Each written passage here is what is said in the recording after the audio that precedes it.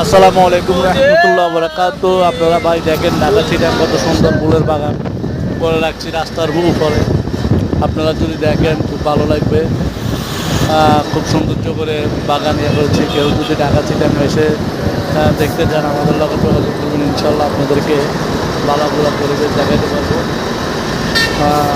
আপনারা আসেন, দেখেন, আসবার জন্য আমাদের লগে যোগাযোগ করবেন, ইনশাল্লাহ কত সুন্দর করে ভিডিও দেখেন, কত সুন্দর ফুলের বাগান রাস্তার উপর আয়োজনের উপর করে রেখেছি ঢাকা চিটাং মহাসড়কে।